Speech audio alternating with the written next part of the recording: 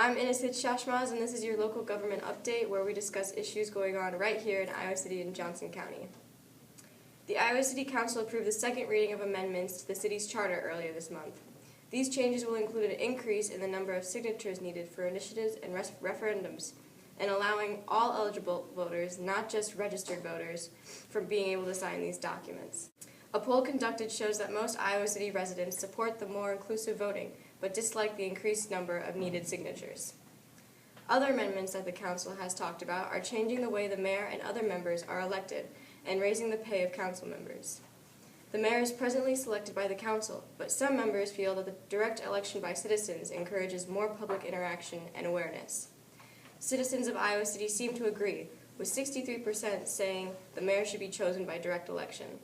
The council also believes that an annual income of $75,000 discourages low-income residents from running for public office. They would like to see an increase in their pay, enough to encourage people to participate, but not so much as to turn the position into an independent career. In other news, a local architect, Kevin Monson, wants to build a tower in downtown Iowa City. He needs a letter of support and $16,000 from the Iowa City Council in order to qualify for a state program that encourages workforce housing. The program gives developers tax credits on the construction cost. If approved, Monson's will be the first building in Iowa City to reap the benefits of this new program. The state program is just one way Iowa City is trying to move forward towards affordable housing. The Iowa City Council has discussed ways to encourage more affordable housing, from building more small residential dwellings to purchasing lots for redevelopment projects. These projects would attempt to revamp older buildings in Iowa City, which could potentially help stabilize certain neighborhoods in the community. Councilmember Kingsley Botchway shares his opinion on this issue. Access to affordable housing has been a hot topic for several years. Do you believe that poverty in Iowa City is a big problem? It's a huge problem, and I think that the gap is widening, and I think this is a microcosm of obviously a problem that's happened nationally. I think the biggest thing for me is we have to find out some compromise between the developers, to maintain their profit margins, but also for the people of Iowa City, those individuals that might not necessarily have a high-paying job or work at the university to be able to live, work, and play in the same atmosphere. I mean, it's one of my biggest things. I think it could get done, especially since Iowa City is such a small town to me, because I've been in other places like Chicago and Atlanta and Miami, and so if it can't work here, I'm worried about it not working anywhere. And so really putting our minds together and trying to figure out a compromise is really important for me. What do you believe should be the role of City Council in addressing these housing issues? I think we have to take a big step. Obviously the developers and it matters. I mean, I understand that there's the opportunity for free market, and things are going to cost what they are going to cost and other things, but I think there's an opportunity to do something different. Expanding lot sizes, using more environmental materials. I mean, there's opportunities there. I haven't necessarily heard a reason why it couldn't happen. I've heard some other things about the construction costs going up by 10 to 15%. I heard some other things that are concerning for moving beyond affordable, even to where we are now. But I haven't heard the creativity that if push came to shove and we had to do it, what could we do? In other news, the Department of Neighborhood and Development Services and several dozens of citizens of Iowa City stormed City Hall to voice their opinion on the upcoming Chauncey Tower. They believe that the tower would affect the landscape of historical downtown Iowa City. A lawsuit was filed by the Iowa Coalition Against the Shadow due to the location of the tower near a historical neighborhood. The City Council is appealing to close the public's decision on June 2nd. The City Council decided to build this tower because it would increase walkability and attractiveness in downtown Iowa City. Iowa City is planning a series of street design improvements throughout the area, which would make the sidewalks and streets safer for all users, encourage alternative ways of transportation, like walking or biking, and increase the livability in Iowa City. In addition, dedicated turning lanes for bikes and road diets, which cut 4 lanes to 2 lanes with a turning lane in the middle and bike lanes in both directions, are also planned. This will increase safety for those citizens who use bicycles as transportation.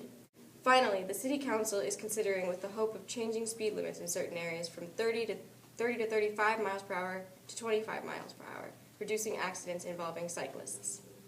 Now we go to Yusuf Abuisa with more local news. Thanks, Ennis. In other news, Iowa City is spreading out more and more, and new zoning would increase the size of the residential area in on Newport Road and these efforts have sparked debate on whether or not Iowa City is producing an urban sprawl. Some say that the urban sprawl is harmful to the city in relation to our local businesses because it spreads out the residential areas so far that it makes transportation to commercial areas difficult. Johnson County Supervisor Rod Sullivan recently spoke on this topic to City High students.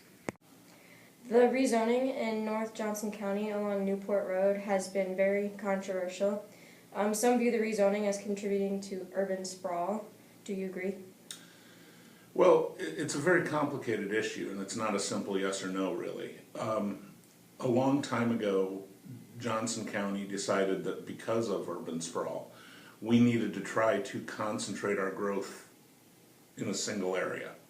And the area that was chosen is the area up around Newport Road, primarily because there were already a lot of houses there. It's not very good farmland. It's a place that people want to live, near the reservoir, that sort of thing.